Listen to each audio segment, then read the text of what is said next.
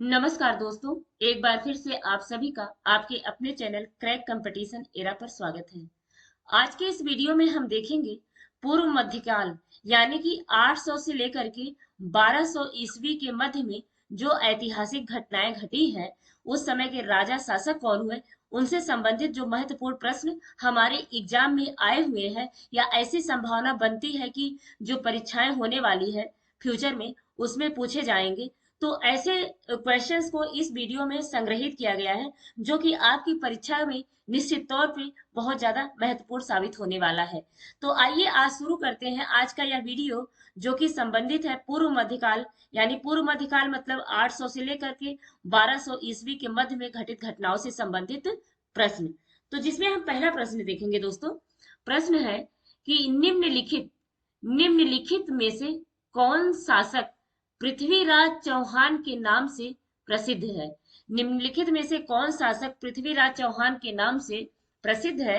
इसका सही जवाब है दोस्तों ऑप्शन सी, यानी कि पृथ्वीराज तृतीय। जो पृथ्वीराज तृतीय हैं उन्हीं को ही क्या कहा जाता है, पृथ्वीराज चौहान बोला जाता है। यही जो है इसका सही जवाब है। अच्छा, हम्मीर महाकाव्य, हम्मीर महाकाव्य जो है दोस्तों उसमें जो चौहान है उन्हें क्या बताया गया है। हम्मीर महाकाव्य में चौहान को क्या बताया गया है।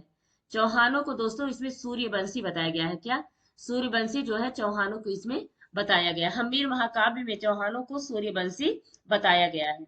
अच्छा, एक क्वेश्चन ये बनता है कि आल्हा उदल का संबंध कहाँ से था। आल्हा उदल, तो जो आल्हा उदल थे दोस्तों उनका संबंध जो है महोबा से था। कहाँ से, महोबा से।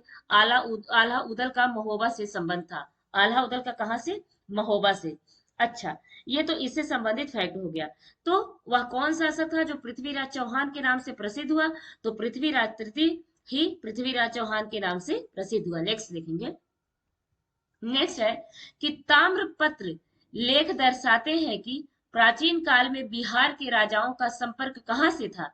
जो प्राचीन काल में बिहार के राजा हैं उनका संपर्क कहाँ से था, ऐसा माना जाता है। जो ताम्रपत्र लेख दर्शाते हैं उसमें ये वर्णित है कि उनका संबंध यानी प्राचीन काल में बिहार के राजाओं का संबंध जो था वह ऑप्शन डी अर्थात जावा और सुमात्रा से था। कहाँ से, जावा और सुमात्रा से था। इसका यह सही जवाब है। अच्छा, ये बताइए सारंगधर, एक पुस्तक का नाम है सारंगधर। क्या नाम है, सारंगधर। या किसने लिखा है सारंगधर को। तो जो दोस्तों सारंगधर है इसे जो है हमीर रासो ने लिखा है। किसे, हमीर रासो ने, या सारंगधर हमीर रासो ने लिखा है।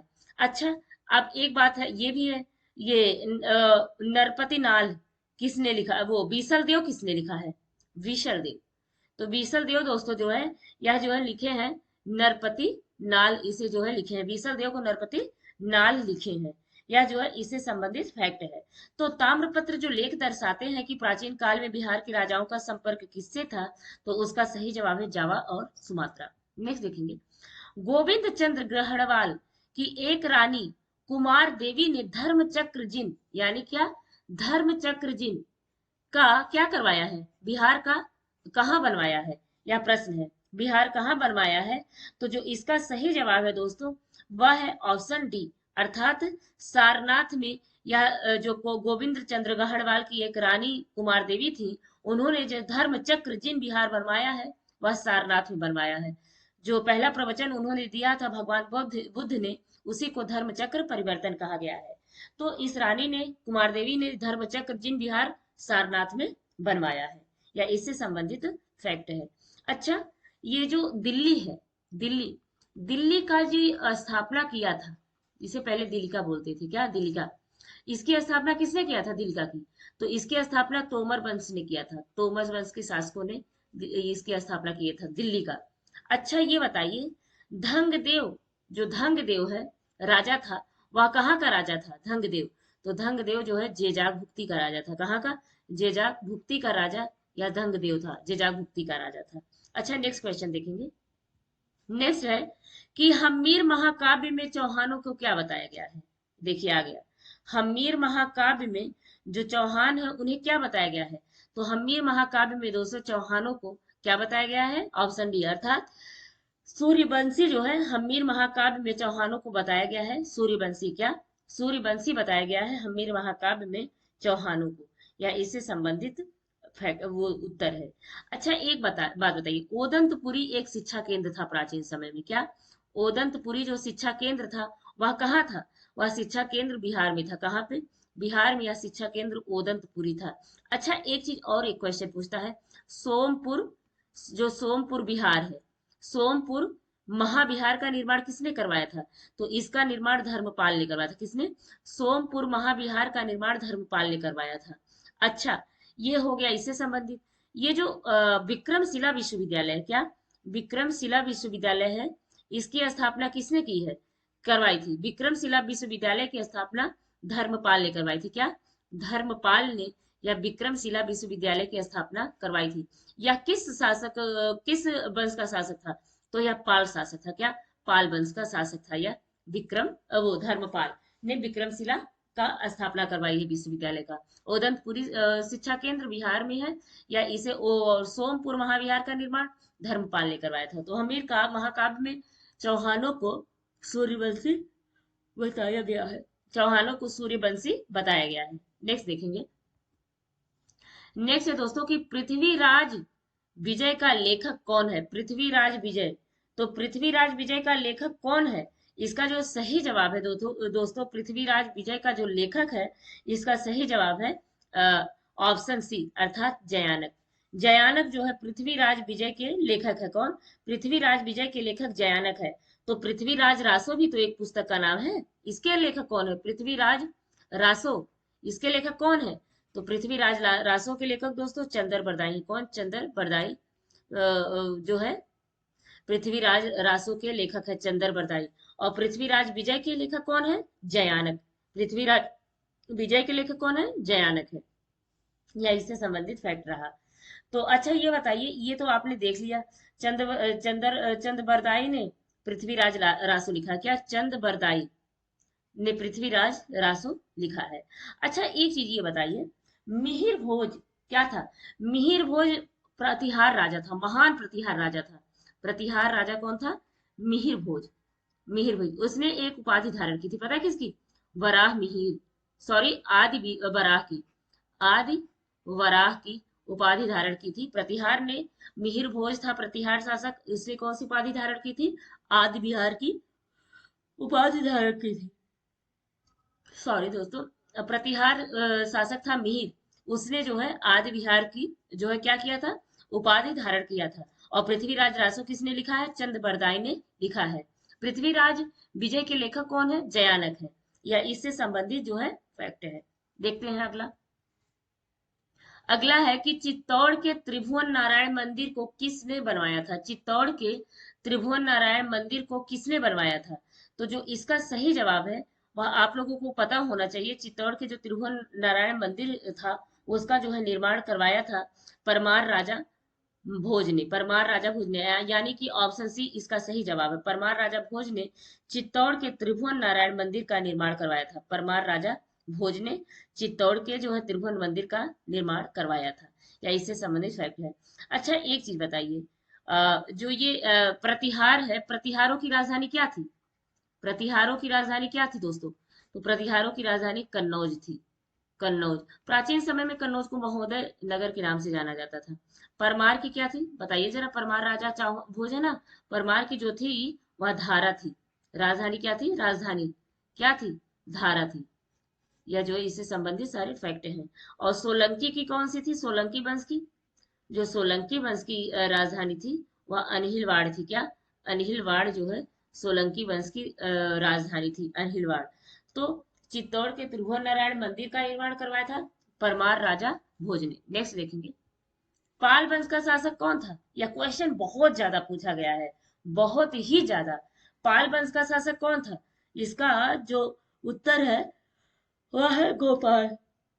गोपाल जो है पाल वंश का राजा था। कौन? गोपाल जो है पाल वंश का राजा था, यानी कि ऑप्शन सी इसका सही जवाब है। गोपाल जो है पाल वंश का राजा था। कौन? गोपाल पाल वंश का राजा था। अच्छा एक चीज बताइए, महान नाटककार कवि नाटककार राजशेखर थे, राजशेखर, वो किस दरबार में थे? किसके दरबार में? राजशेखर। तो वो महिपाल, महिपाल और किसके दरबार में थे?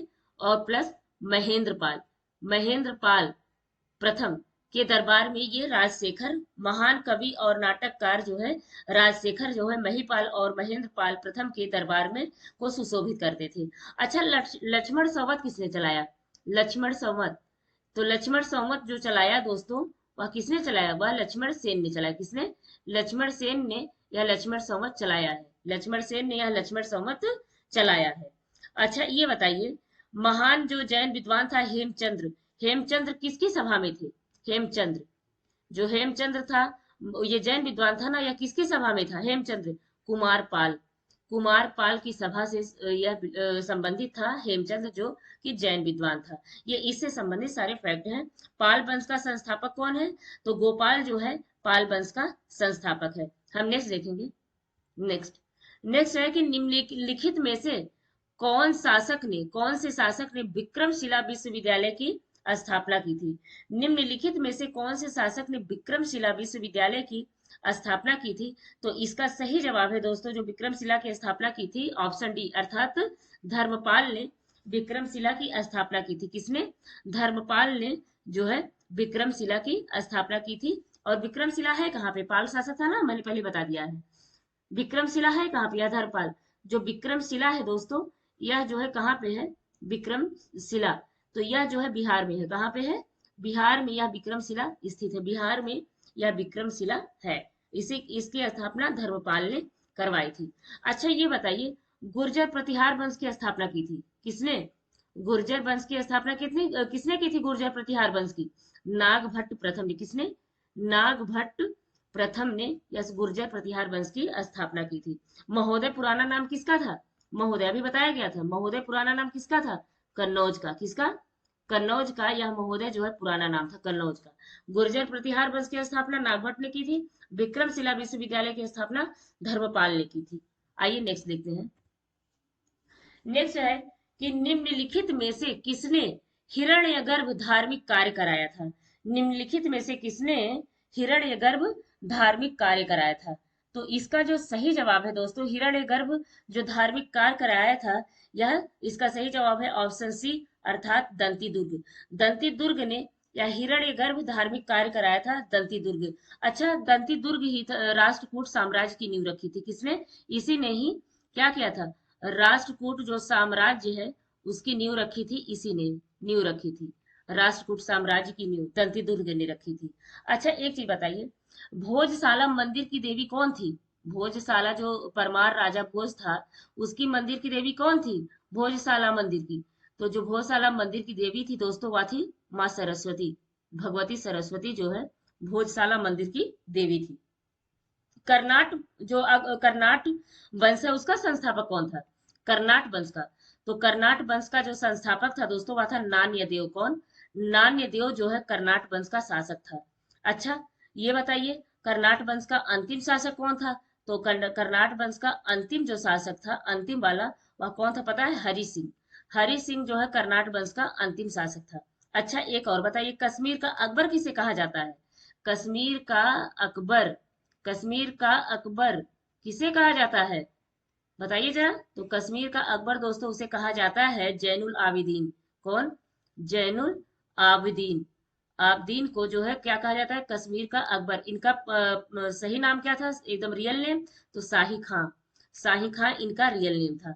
कश्मीर के अकबर यानी जैनुल आबिदीन को शाही खान कहा, इनका रियल नेम था, और इन्हें कश्मीर का अकबर कहा जाता था। अच्छा, ये बताइए, गौड़वहो की रचना किसने की? गौड़वहो की, तो गौड़वहो की दोस्तों जो रचना की है वह वागपति ने की है। किसने? वागपति ने इस गौड़वहो की रचना की है। राष्ट्रकूट साम्राज्य की नींव किसने रखी? दंती दुर्ग ने रखी। भोजशाला मंदिर में परमार वंश का जो भोजशाला मंदिर था, उसमें कौन सी देवी थी? सरस्वती देवी थी की मूर्ति थी। कर्नाटक राजवंश का जो है संस्थापक कौन था? नान्यदेव। अंतिम शासक हरि सिंह था। कश्मीर का अकबर जैनुल आबिदीन कहा गया है। जैनुल आबिदीन का रियल नेम शाही खान था। ये सारे दोस्तों इससे संबंधित फैक्ट रहे, और यह सारे क्वेश्चन आपके एग्जाम में आए हुए हैं। बाकी आने वाली परीक्षाओं के लिए 100% ये सारे एग्जाम बनने ही बनने वाले हैं। तो दोस्तों इसे बार बार वीडियो को देखिए, रिवाइज कीजिए, ताकि आपकी परीक्षाओं में आप सफल हो सके। एक बात दोस्तों, अगर आपको वीडियो पसंद आती है तो कृपया चैनल को लाइक शेयर और सब्सक्राइब करना ना भूलें। फिर से मिलते हैं एक नए वीडियो के साथ। तब तक के लिए आप सभी का नमस्कार दोस्तों।